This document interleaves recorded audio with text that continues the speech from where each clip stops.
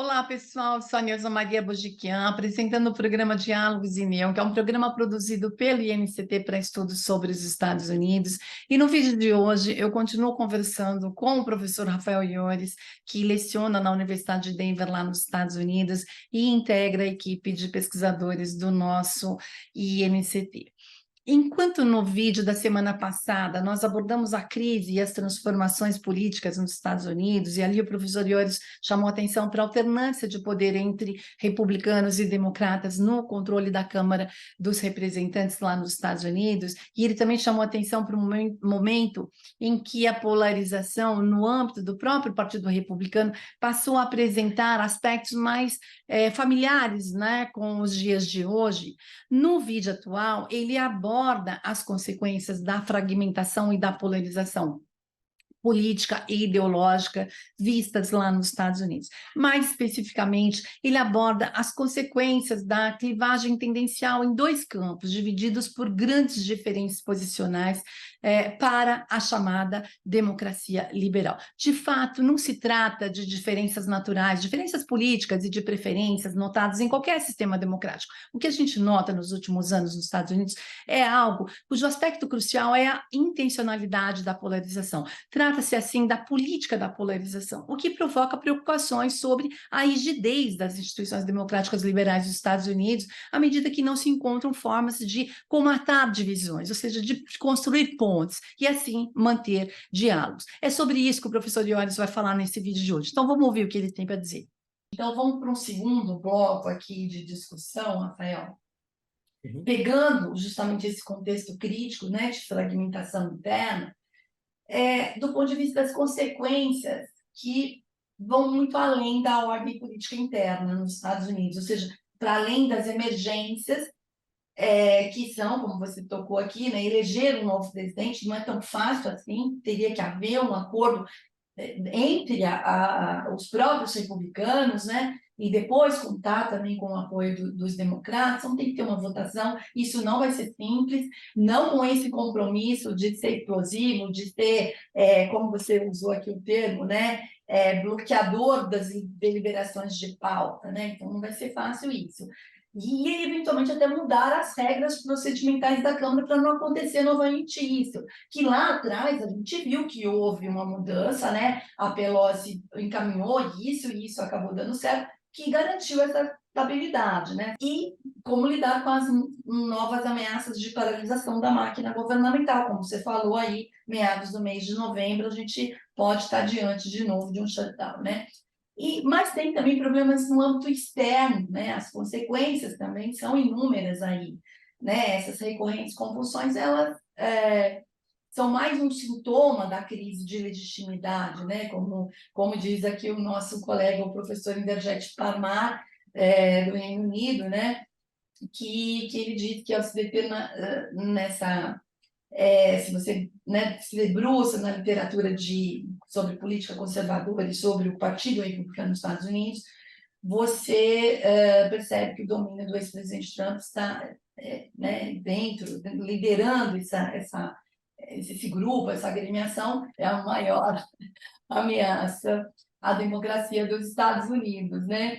E essas profundas divisões domésticas se apresentam como turbulência, de fato, incertezas, né, no cenário internacional. A propósito, no momento, há o problema da guerra na Ucrânia, você citou a guerra entre Israel e Palestina, né, as tensões com a China, que é, na verdade, o pano de fundo de tudo isso, né, quer dizer, esse incômodo que gera e essa inquietação nessa disputa hegemônica, né, ou esse sentimento de ameaça contra a hegemonia dos Estados Unidos, né? Então, como que você avalia esse cenário crítico dentro dos Estados Unidos em termos de impacto para a chamada democracia liberal e que é defendida, ou que era, né, defendida pelos Estados Unidos no âmbito internacional? Pois é, eu acho que esse também é a grande questão, né? Bom, tem várias questões, mas eu digo assim, uma das grandes questões dos próximos anos aí é como você resolver, né, essa crise estrutural da democracia liberal. Democracia liberal no sentido bem estrito, ou seja, quer dizer, essa lógica que que em algum grau não é surpreendente que ela esteja em crise, porque ela é bastante velhinha, né? Essa lógica é o quê? Ter eleições a cada 4, 5 anos, dependendo do país, onde você tem um sistema político, seja ele parlamentar ou presidencialista, onde você tem uma separação de poderes, no poder judiciário, quer dizer, né? Você tem isso mesmo no Reino Unido, que é um país ainda não secular, né? Muito antiquado em muitas coisas. Mas você tem, claro, uma autonomia judiciária, você tem um legislativo mais imbricado no executivo, mas que de alguma maneira funcionam, né, de uma lógica independente. Então é isso, quer dizer, eleições regulares, com a possibilidade de que partidos, né, dois ou vários, possam se candidatar, e onde o eleitor é convidado, né, é chamado, em alguns países a maioria não é obrigatório o voto, mas são convidados, né, a oportunidade de se expressar e escolher um governo que vai representá-los por um certo período. Isso vem lá do século XIX, né? Isso vem lá do século XIX. Claro, alguns países conseguiram até antes, em alguns lugares, mas se expandiu, né? A América Latina já tinha isso estabelecido, pelo menos do ponto de vista formal, lá no meados do século XIX, né? Em algum grau. Então, isso é uma lógica que já tem, o quê? Quase 2 séculos. Então, em alguma maneira, isso já devia ter sido aprimorado melhor. Por quê? Porque o mundo, né, empiricamente mudou. Eu acho que isso acelerou muito nos últimos tempos por mudanças reais, né, nas sociedades ao redor do mundo. As sociedades se tornaram mais complexas, as pautas sociais se tornaram muito mais variadas. As pessoas, isso tudo é, em tese, muito bom.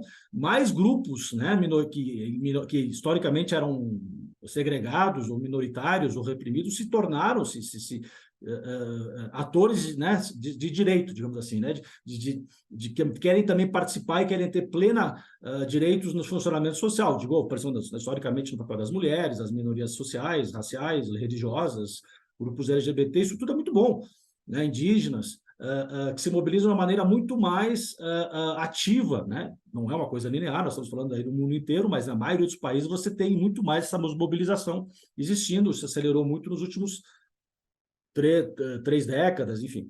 Né? E parecia, portanto, que eu olhava o mundo há 20 anos atrás, uau, né? É o auge da democracia liberal, é a globalização do ponto de vista de que a expansão, né? A terceira, a quarta onda da democracia no mundo. Parecia que estávamos num caminho muito bem. Em algum grau, também por revoluções tecnológicas, especialmente na área da comunicação. As pessoas partilhavam, né, a minha mobilização para os direitos das mulheres, dos indígenas, dos LGBT ou ambientais. Né? Nesse país, você pode importar a nossa forma de mobilização aí para a sua sociedade. Né? Isso, e você teve, por exemplo, essas ondas de mobilização no final dos anos 80, por exemplo, no leste europeu, né? Era muito comum você ver partilha de experiências entre as sociedades. Nós tivemos a Primavera Árabe, já agora uns 10, quase 15 anos, né? onde rapidamente você tinha essa experiência de partilha de experiências do ponto de vista de uma promessa de uma maior democratização das suas sociedades. Como sabemos, a Primavera Árabe foi, em grande parte, frustrada. Né? E o que tivemos, né, foi uma rearticulação de pautas conservadoras e talvez mesmo fundamentalistas, né? E aí, claro, muitas vezes ligadas a questões religiosas, isso tem aqui nos Estados Unidos, mas tem também na Índia, por exemplo, né? Você tem, claro, dentro de pautas religiosas também um fundamentalismo militante e militarizado, né? Por exemplo, o fundamentalismo islâmico, que em grande parte é uma minoria, não é representativo do mundo islâmico, das sociedades islâmicas, ou da visão de mundo islâmica, mas enfim, que tem um peso, né, muito importante na política, nos próprios países, assim como, claro, no mundo inteiro nos últimos tempos. Então, o que você teve você tinha demandas maiores de uma participação no processo da liberação política e de se sentir representado.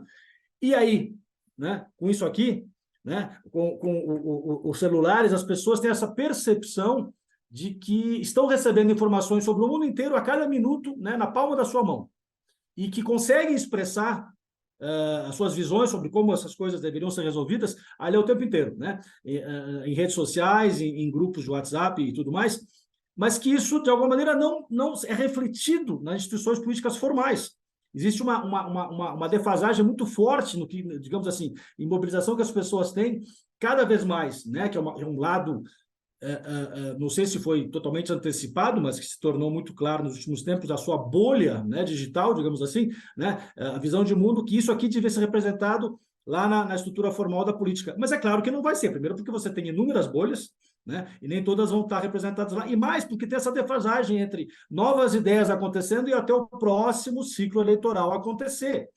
E as instituições políticas, de alguma maneira, elas afunilam, né, as posições. Você tem uma pauta muito mais variada, uma convenção partidária, que é aquilo que vai ser a deliberação formal do partido para uma eleição e que vai ainda mais afunilado porque vai ser aprovado no parlamento.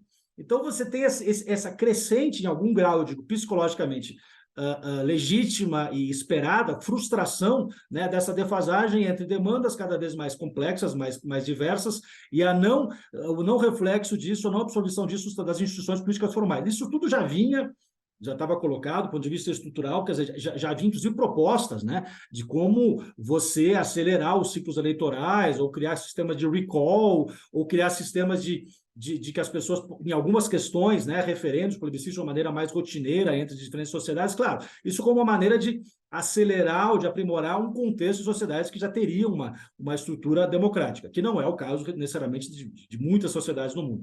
Mas o fato é que, com essa crescente a defasagem, o crescente ressentimento e frustração, e também, claro, por esse mundo cada vez mais percebido em grande parte, seja no sul global, seja no norte global, né, em mudança, você teve uma capacidade de mobilização, de uma frustração e ressentimento, ou frustração se convertendo em ressentimento de vários grupos sociais pela direita, por ideólogos, né, e articuladores da direita, sejam eles sinceramente conservadores ou não, né? Por exemplo, Newt Gingrich, ele de fato é um conservador, ele articulou uma pauta conservadora. Bom, depende, né? Ele não é um conservador, assim como o Trump, né? O Trump é um conservador, o Trump, na verdade, era um democrata, né? É um oportunista, em grande grau, né? Como é que uma pessoa que tem digamos assim, por exemplo, pensa um cara conservador, parece, do ponto de vista da sua vida privada, né, ecoa com aqueles valores que ele professa, né, a seguir. O Trump é uma pessoa que já, enfim, teve várias mulheres, e vários casamentos, e vários casos extra, né, conjugais e tudo mais, mas ele ainda assim é visto por uma base religiosa, conservadora, evangélica nos Estados Unidos como o seu representante. Ou seja, tem muita contradição, tem muita hipocrisia, tem muita manipulação, né, mas o fato é que, em termos concretos, você conseguiu mobilizar, né, uma pauta, uma articulação de um ressentimento mais conservador, ou pró-pautas conservadoras, em alguns lugares adquirem teores mais religiosos que outros, alguns lugares a questão do imigrante, aí eu diria mais ao caso do norte, né, norte global, Estados Unidos, Europa ocidental, Europa do Leste também, quer dizer, o imigrante se torna o bode expiatório da vez. Ele é o grande inimigo, né? O inimigo interno. Em outros lugares você articula isso de uma maneira mais religiosa, por exemplo, o caso da Índia, hoje em dia, né? Um fundamentalismo hindu. Então, isso, a maneira e qual que vai ser o grande elemento de mobilização vai variar. Mas o que você consegue ver é o quê? Um questionamento que vinha de antes, né, da incapacidade plena da representatividade popular, já difusamente criando uma frustração ampla. E o próximo passo foi uma articulação disso, com uma solução para isso questionar o funcionamento do sistema, não aprimorá-lo, questionar, se não destruí-lo, né? Para que aí sim possamos, né, voltar a criar uma situação social onde aquele que é visto como uma minoria, muitas vezes não é a minoria, né, mas que é o imigrante, que é por exemplo, o muçulmano na Índia, mas que é aqui nos Estados Unidos o latino, ou o que for, o gay, né, é articulado como o inimigo da vez. Se a gente conseguir tirá-lo, né, desse processo que estava de inclusão que ele vinha participando nos últimos tempos, essa é a solução. Por exemplo, vamos só para rapidamente falar, é óbvio que um ator da articulação da direita, da extrema-direita global nos últimos anos foi Bolsonaro. Por isso que era muito claro por que ele, no Brasil, não pegou, se tentou, né, mas não pegou a questão do imigrante. Não pegou tão bem. Pegou um pouco com os haitianos, com os venezuelanos, mas não pegou tração, que, por exemplo, isso tem na França, que isso tem no Reino Unido, que isso tem agora para a própria União Europeia hoje em dia, e que tem nos Estados Unidos, claramente. Então, no Brasil, teve que pegar muito claro que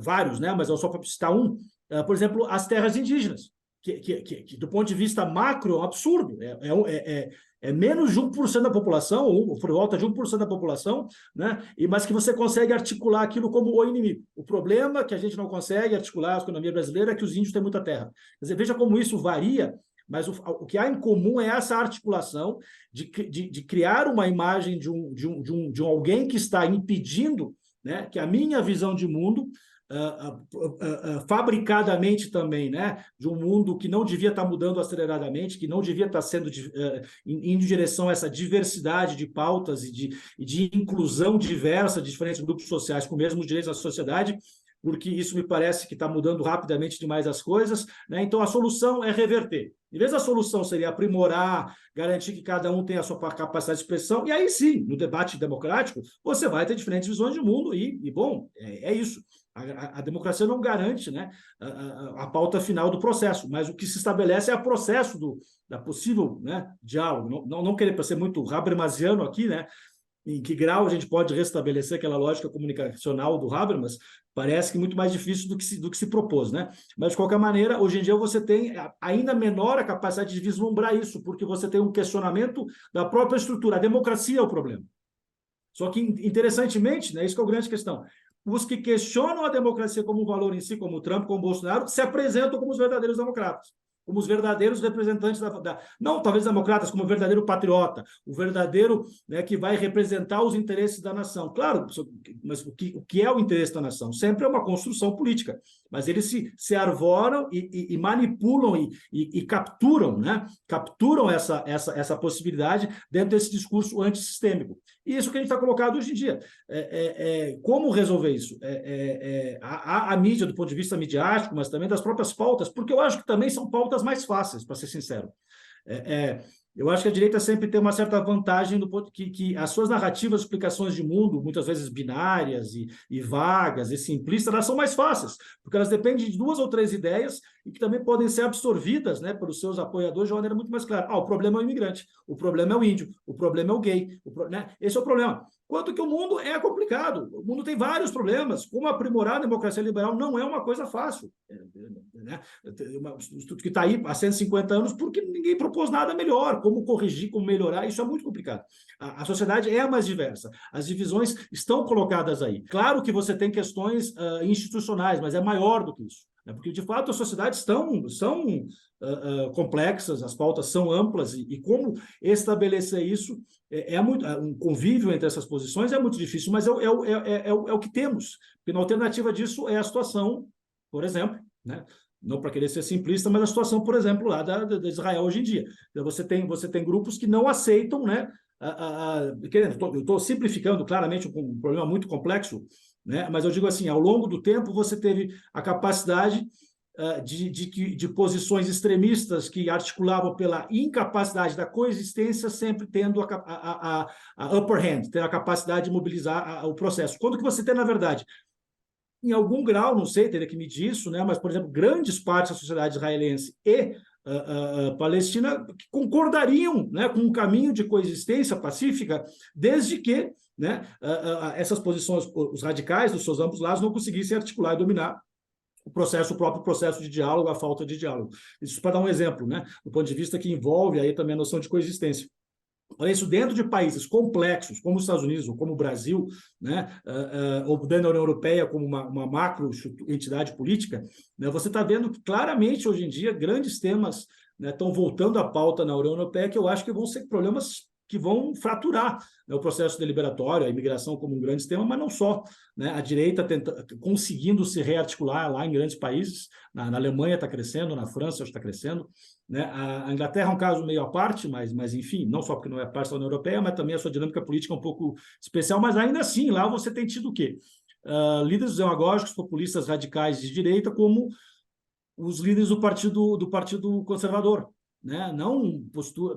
A Thatcher, eu discordo quase que em todas as posições da agenda política dela, mas eu digo, pelo menos, ela tinha uma defesa da institucionalidade da política, né? E posições um pouco mais estadistas.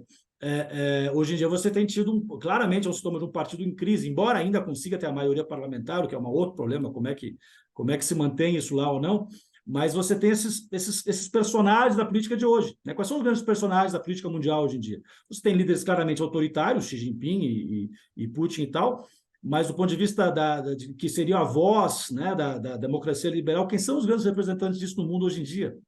Macron, é complicado, né? Não se trata mais de alguém que consiga articular isso de uma maneira como foi possível. Claro, isso representa uma escassez de lideranças, mas representa também questões mais estruturais, porque eu acho que os temas também hoje em dia são muito mais desafiadores em algum grau. Claro, tivemos desafios ao longo da história também, mas isso está colocado hoje em dia. Como você vai colocar? Eu, para fechar, talvez, estou muito preocupado com o que pode acontecer com a eleição do ano que vem aqui nesse país, né? Eu acho que vai se acerbar ainda mais a polarização, a articulação dessa polarização do ponto de vista político. Mesmo que Trump não se reeleja, você vai ter uma base trumpista que vai questionar a eleição. Eu acho que vai ter episódios de crise muito profundos, independente do resultado, e um processo também que vai ser muito, muito, muito doloroso, com a possibilidade real que ele, inclusive, ganhe. E aí se abre um outro capítulo que a gente vai ter que ver como é que a gente vai analisar e até, no meu caso aqui, conviver. Mas enfim, vamos ver. Os Estados Unidos, o que os Estados Unidos fazem em casa, né, as autoridades governamentais fazem em casa, importa muito para os demais, né, para o mundo, já que isso afeta as orientações de política externa dos Estados Unidos, né, mas também como modelo de democracia, como você colocou, muito bem colocou aí esse tema, né, a importância de todos os temas que estão envolvidos nisso, né, e é a própria reputação dos Estados Unidos como um dos líderes dessa ordem liberal internacional também é muito colocado em questionamento. Mas aí eu queria né, voltar para esse ponto, que é difícil da gente entender como que esse conservadorismo, que chama de conservadorismo, né, de Trump ou de outros, né, dos seus aí seguidores, ou desse grupo aí, dessa facção, essa agremiação aí tão barulhenta, né, que, de fato, eu acho que a direita ela foi muito bem sucedida em fazer um pacto lá no passado, né, de colocar no mesmo, amarrar, né, no mesmo corpo, vamos dizer assim, o conservadorismo cultural, né, de fundo religioso, como você tocou, com essa visão de como funcionaria a sociedade, né, que isso é ministrado, né, é orientado por uma elite também que acredita nisso, né? E o liberalismo mercadológico, né? Que é fundamentado, calcado aí nessa celebração dos direitos individuais, né? O que bate aí com o que isso significa em outras sociedades, né? Então isso foi muito bem forjado, isso vem sendo trabalhado e ele resulta nessa ideia de polarização intencional, né? Então, é a política da polarização. Acho que é isso que você traz para a gente, e isso é um modelo visto na maior potência mundial, que todo mundo está assistindo aí com bastante atenção para ver como é que vai, né? Se sentindo até legitimados para se orientar, né? Por esse tipo de lógica e praticar essas aberrações que a gente tem visto e essas infrações, essas realmente que afeta muito, né, a democracia, né, ou esse modelo que a gente procura que de perfeição, não vai haver perfeição, mas de estabilização, vamos dizer assim, né? Acho que esse aqui é o ponto que você traz aqui para a gente. Muito bem, pessoal, por aqui a gente encerra mais um dedinho de conversa com o nosso professor, querido professor Rafael Iores. É sempre muito bom conversar com ele, principalmente porque ele não apenas é um estudioso dos temas políticos dos Estados Unidos, como ele também vive lá e pode avaliar mais de perto os significados e os impactos das mudanças internas. E ele também está sempre tentando projetar cenários em termos de impactos no âmbito internacional. Eu agradeço muito ao professor Rafael Iores, mas eu agradeço também a você que me segue aqui, que nos acompanha aqui, né? Esse apoio é fundamental. Então, se você gostou de mais desse vídeo, então já sabe o que eu vou pedir, deixa um like pra gente. Se quiser, você pode comentar, você pode compartilhar o vídeo, tá bom? Muito obrigada por tudo. E a gente fica por aqui com mais esse vídeo e espero ver vocês logo em breve, tá bem? Muito bem, obrigada, tchau.